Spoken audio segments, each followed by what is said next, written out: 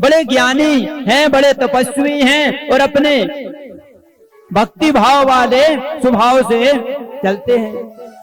तुंडभद्रा नदी के किनारे इनका नगर है।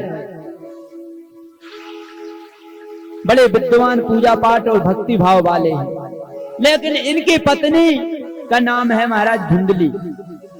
धुंधली देवी का कार्य क्या है? इनके पतिदेव के बिल्कुल विपरीत। पतिदेव पूजा पाठ करने वाले और धुंधली देवी बिल्कुल भी पूजा पाठ नहीं करती। धुंधली देवी का बड़ा निकृष्ट कार्य था। धुंधली देवी की दिनचर्या क्या थी? पहली बात तो महाराज वो 10 बजे सो के उठती, सबसे बड़ी उसमें दिनचर्या का काम। 10 बजे सो के उठती और वो भी मन हुआ तो उठ गई 10 बजे, ना 11 भी बज जाती, तो कौन जाने, भगवान जाने उसकी करनी की।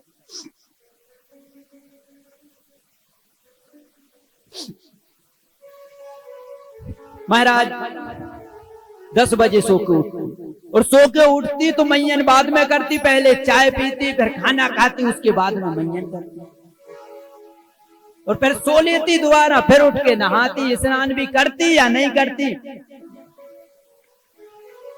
पूजा पाठ में कोई उसकी रुचि नहीं थी। पूजा पाठ तो वो एकदम बोल दे भगवान से मेरा कोई रिश्ता नहीं, दूर दूर तक, वो उसका काम ऐसे ही था। नगर में जाती तो उसके लिए या तो नगर में जाके किसी से लड़ाई करवा के भाग आती, या फिर कोई लड़ाई बीच में नहीं होती तो खुद जाके लड़ जाती।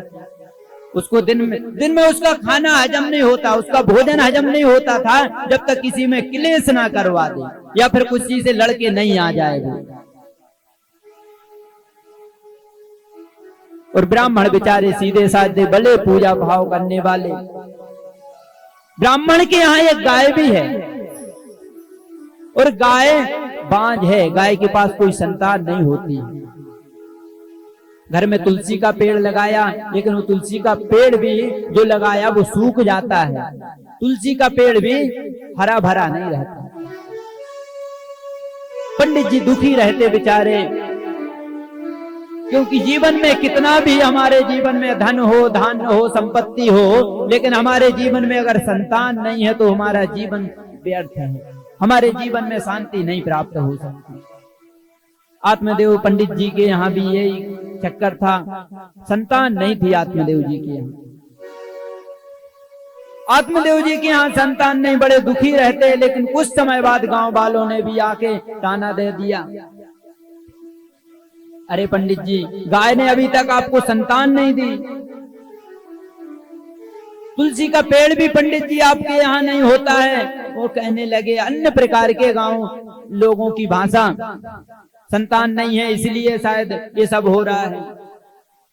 तो एक दिन नारद पंडित जी ने मन में विचार किया कि आत्मदेह कर लूंगा मैं। आत्मचक्ष परक तेजो ज्ञानी यश्च भूततम सर्वायम भूततम ये तो महापापे न नष्टतम। पंडित जी कहते हैं कि मैं जानता हूं परमात्मा